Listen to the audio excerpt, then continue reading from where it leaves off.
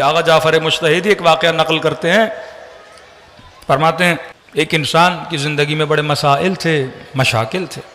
کسی خاتون نے آ کے ان سے کہا کہ میرے، اب دیکھیے چھوٹی سی خطا بھی انسان کو کہاں لے جاتی.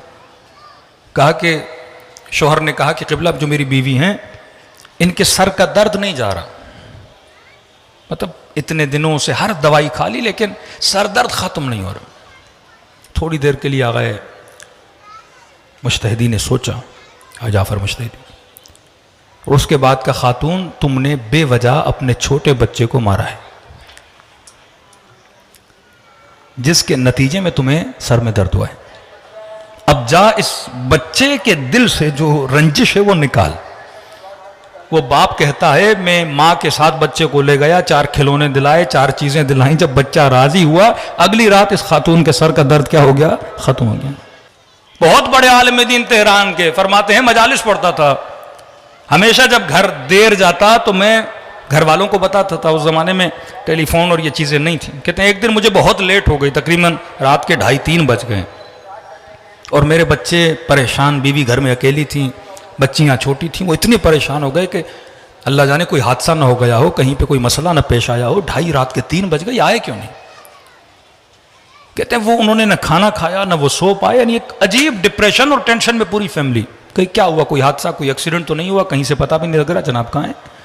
کہتے ہیں میں رات دیر پہنچا، 2:30 بجے 3 بجے، اور پہنچنے کے بعد میں نے فیملی سے ایکسکیوز بھی نہیں کیا کہ میری وجہ سے آپ پریشان ہوئے، میں آپ کو پیغام دے دیتا. میں نے یہ بھی نہیں بتایا مجھے دیر کیوں، کیونکہ تھکا ہوا تھا، سیدھا جا کے میں سو گیا. کہتے قبلہ میں سویا تقریباً 1 مہینے تک میری آنکھ میں تکلیف تھی. اور جب کسی عالم سے پوچھا اس تکلیف کی وجہ کیا ہے، کہ اس کی وجہ یہ ہے کہ تم نے اپنی فیملی کو یہ ڈپریشن، یہ ٹینشن، یہ پریشانی دی، اس کی بلا خدا نے تمہارے اوپر نازل کی. تبھی اہل بیت فرماتے ہیں اگر بلائیں بھی آئیں تو خدا کا شکر ادا کیا کرو. بلا مومن کے لیے ہے، اس بلا میں بھی نعمت ہے، کیونکہ اگر بلا نہ آئے، 3 چیزیں معصوم فرماتے اگر خدا زندگی میں نہ دیتا تو انسان کبھی اللہ کی عبادت نہ کرتا. کہ مولا کون سی 3 چیزیں؟ فرمایا ایک فقر، دوسرا بیماری، تیسرا موت. اگر انسان ہمیشہ امیر رہتا ہے، اللہ کی ضرورت کیا تھی؟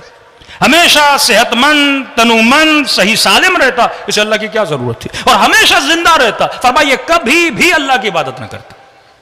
اللہ جان بوجھ کے فقیر بناتا ہے کبھی امیر کو، تاکہ اسے یاد تو آئے کوئی غنی مطلق بھی ہے. کبھی اسے بیماری دیتا ہے، اکڑ والا بندہ، تکبر والا بندہ اچانک ایسی بیماری میں مبتلا ہوتا ہے، ہاسپٹلائز ہو جاتا ہے، فوراً یا غیاث المستغیثین پرچیاں جاتی ہیں، مولانا بیمار ہیں ذرا دعا تو کرائیے.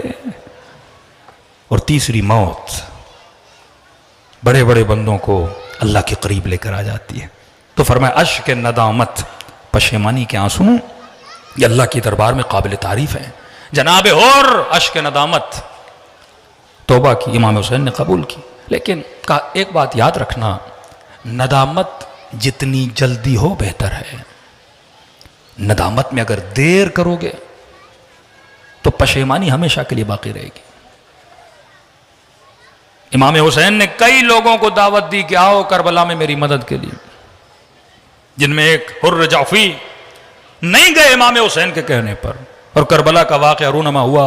اور جب عصر عاشور گزر گئی اور جب کربلا پہنچا، لاشوں کو زمین پہ گرا ہوا دیکھا تو اپنا سر پیٹ رہا تھا، اے کاش میں حسین کی مدد کے لیے آتا.